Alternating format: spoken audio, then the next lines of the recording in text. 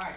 Good afternoon, everybody. My name is Gabriel Devoto. This is Eliza Carey, and this is Ruby Ochoa, and we are Group 1, and we'll be presenting to you guys the 5 most important things that we thought in Chapter 1 as seniors at UT Dallas that you should know going into the business world, so that you're prepared to make presentations and make the most effective presentation you possibly can.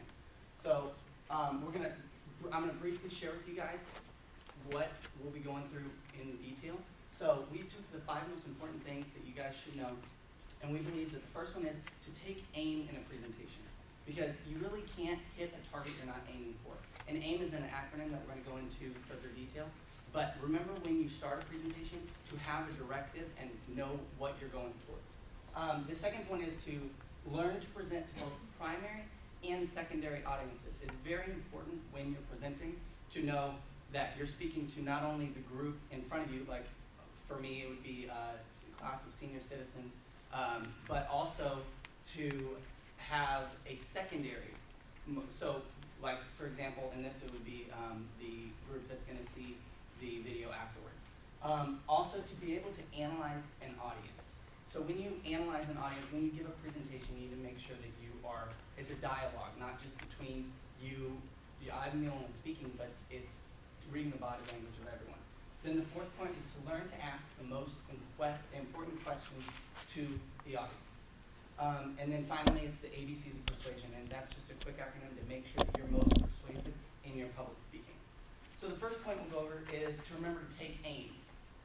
Great presenters strategically plan how to present to their audience. You're not going to go into a presentation without a game plan, or else you'll miss your objective. You won't be able to hit what you're aiming for. So you got to make sure that when you present, you have a goal and a message in mind that you want to convey across to your audience. So before you make a presentation, always take AIM. And AIM stands for Analyze Your Audience. Identify your intent. It's very important to know what you're trying to convey to the people you're speaking to. And then make the most of the message. If your message is global warming, you need to make sure that you make the most of presenting global warming. So in Chapter 1, we focused on asking the right questions to analyze your audience. Because if you're asking the wrong questions, you're not going to be able to make the most out of your presentation. So without further ado, I will introduce Ruby Ochoa, and she's going to present to you about the right questions to ask. Alright, so the first thing you want to ask about your audience is who are they? You want to learn to target your audience, and you want to be able to group them, such as like by their age, their hobbies, their interests, or even their occupations. So there's 2 types of audiences, your primary and your secondary. Your primary audience is the select group that you're directing yourself to. And then your secondary audience is the people who will hear about it through word of mouth. An example of the Stanford valedictorian speech that went viral, the primary audience in this example would be the graduating class. And then the secondary audience would be the people who saw the video through social media. And nowadays, everybody has a Facebook, Twitter, or Instagram, which gives them really easy access to view videos and presentations such as these. Also, you want to be able to expand your reach and scope. You want to be able to create a ripple effect with your message. And what that means is that you want to go just a little bit further than your primary audience. Which in the example of the valedictorian speech, it would be the parents and the grandparents and the siblings that are sitting there at the ceremony. So the next thing you want to ask about your audience is, what do they know? So first, you want to be able to eliminate any uncommon jargon. For example, a police officer can present to another group of police officers and say that they have a code 8 at so-and-so place. Obviously, they would know what that means, but we wouldn't, because that's like their language per se. Also, you want to know if there are any culture barriers. For example, culture phrases. Here in America, we have a saying that goes easy as pie, which we all know that that means it's something that's not hard. But if someone from Norway were to hear that, they would probably just think, well, maybe it's just really easy to bake pie. And also how we have a saying, they have a saying that goes, a raisin in the sausage, which means a pleasant surprise in something already good. But to us, we probably think it's some kind of crazy dish that they And the last thing you want to know about your audience is the level of education. Are they in middle school? Are they in high school? Are they college students, graduate, undergraduate, and so forth? For example, you wouldn't speak the same way to a group of middle school students the way that you would speak to someone with a PhD. So now I'm going to pass it over to Eliza so she can let you know more about your audience. Okay, you want to gauge your audience's emotion, and you always want to build on positive emotion, but you don't want to forget that negative emotion can sometimes be strong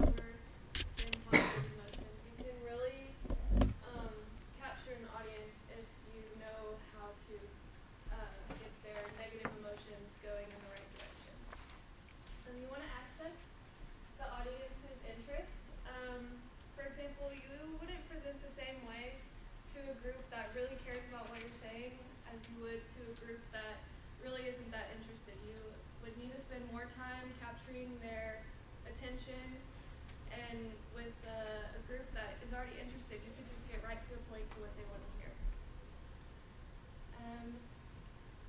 Now for the ABCs of persuasion. And persuasion is a really big deal when presenting because if you can't persuade like what your ideas are onto your audience, then your whole presentation really didn't do its job.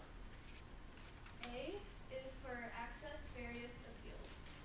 And you need to know what kind of things your audience wants to hear. Do they want to hear data? Do they want to hear success stories?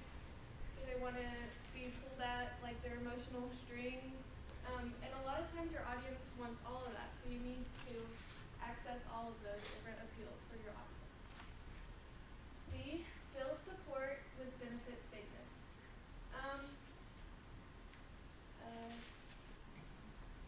An acronym, WIIFM.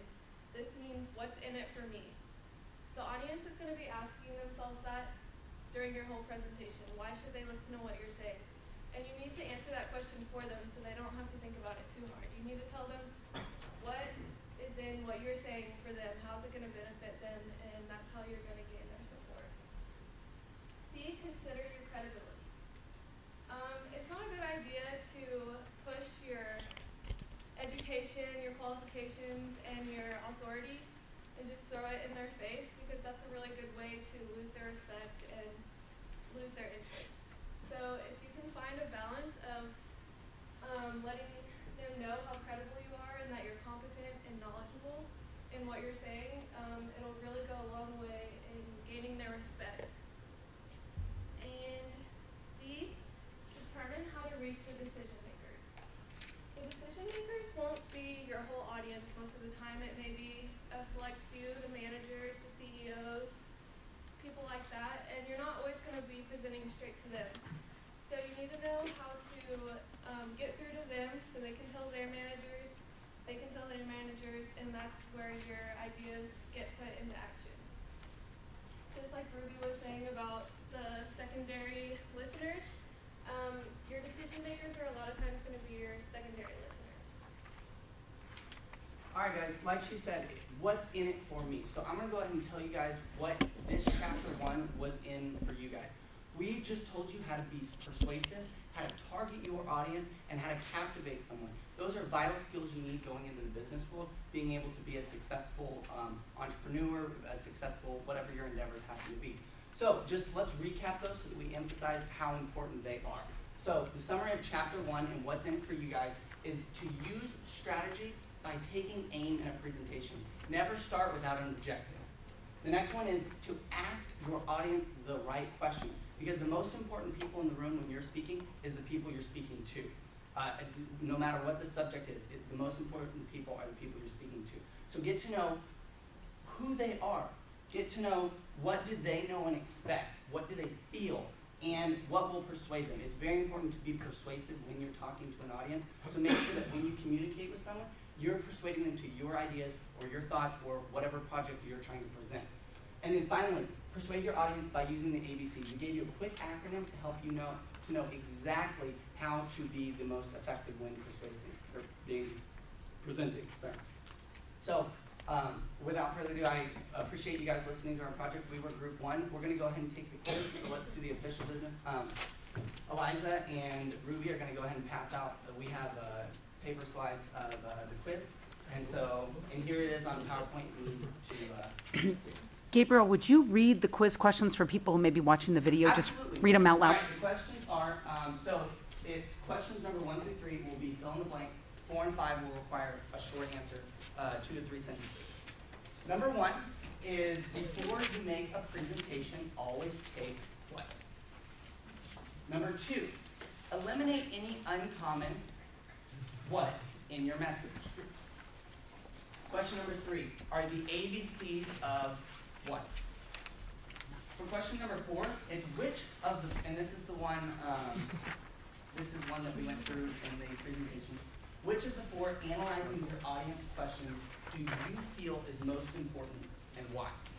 And then question number 5 was taken from your reading, and it's Describe 2 possible methods of collecting information about your target audience, whether it's primary or secondary. How will this information help you present? So take a few minutes to take the quiz, and when you're finished, we'll go ahead and show the answers.